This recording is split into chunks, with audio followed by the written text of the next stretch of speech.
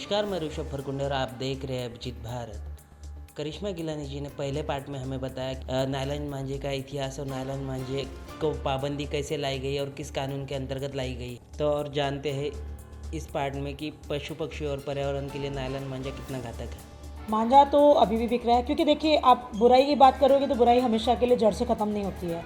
वैसे चाइनीज़ मांझा जो पहले बिकता था, अभी उसमें काफ़ी कमी आ गई है, पर अभी भी वो चोरी छुपे बिकता है मार्केट में, ऑनलाइन बिकता है। इसीलिए नागपुर महानगर पालिका, जिला परिषद और पुलिस डिपार्टमेंट के संयुक्त तत्वाधान में पिछले शनिवार को सुरेश भट्ट सभागृह में एक मुख्याध्यापकों का एक सेमिनार लिया गया, जिसमें 2000 मुख्याध्यापक शामिल हुए, जिसमें उन्होंने साइबर क्राइम जो होता है, जिसमें ऑनलाइन मांझा बिक्री करते हैं, उसके ऊपर कार्रवाई हो रही है, ऐसा क्राइम प्रमुख चांडक सर ने बताया। और जो विद्यार्थी नहीं खरीदना चाहिए, इसके लिए बच्चों तक ये मुहिम पहुंचाने की जिम्मेदारी मुख्याध्यापकों को दी गई। अब मेरा ये कहना है कि आप विद्यार्थियों को रोकोगे, वो तो बच्चे हैं, लेकिन अगर मार्केट में ही ना बिके तो बेटर है। तो सरकार ने कुछ ऐसी व्यवस्थाएं करनी चाहिए कि इसका मैन्युफैक्चरिंग बंद हो, जहाँ से सप्लाई होता है वहीं पर रोक लगानी चाहिए। दुकानों में अगर सप्लाई नहीं होगी, बनेगा ही नहीं, तो दुकानदार नहीं खरीदेंगे। हम जड़ पर प्रहार करें तो ही इसका रिज़ल्ट आपको 100% मिलेगा। हम बच्चों को रोकें या हम दुकानों पे रेट मारें, उससे बेहतर है कि मैन्युफैक्चरिंग बंद होनी चाहिए, सप्लाई नहीं होनी चाहिए, दुकानों में बिकना ही नहीं चाहिए, तो उसका 100% रिज़ल्ट आएगा। बशर्ते अभी भी चाइनीज़ मांझा बहुत तो नहीं पर बिक रहा है।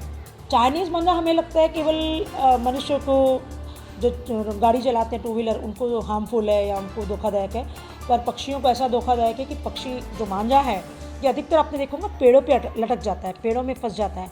और ये पक्षी पेड़ों पे रहते हैं, उनके घोंसले होते हैं छोटे छोटे, उनके अंडे में पक्षी रहते हैं, तो बच्चे रहते हैं उनके। तो ये जो मादा पक्षी होती है, ये अगर पेड़ में लगे हुए मांझा में अगर फांसी खा के मर जाती है, लटक जाती है, तो उसके चूजे भूख से मर जाते हैं। तो ये जो पक्षी हमको कम दिखाई दे रहे हैं पर्यावरण में, ये इसका दुष्परिणाम कि पेड़ों पर परमानेंट फांसी के फंदे मंजे के रूप में तैयार हो गए हैं और इनको निकालना बहुत मुश्किल है, क्योंकि चाइनीज़ मांझा जो है प्राकृतिक तौर पर गलता ही नहीं है, सालों साल लगते ही गलता नहीं है। तो ये उसका दुष्परिणाम है। दूसरी बात, जो मांझा इकट्ठा होकर ज़मीनों पे पड़ता है, वो जमा होकर कचरे के थ्रू नालियों में चला जाता है।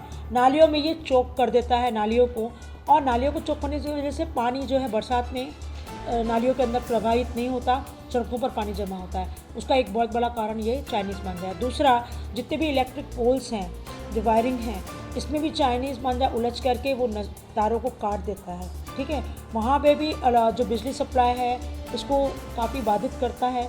तो केवल हमें ही नहीं, जो निर्जीव चीज़ें हैं जो हमारे लिए बिजली ज़रूरी है, उसके लिए भी धोखादायक है। तो इसका इस्तेमाल 100% बंद करने की सरकार की योजना होनी चाहिए। नई जानकारी और ताज़ी खबरों के लिए देखते रहिए अभिजीत भारत, जो पहुँचे हर खबर तक।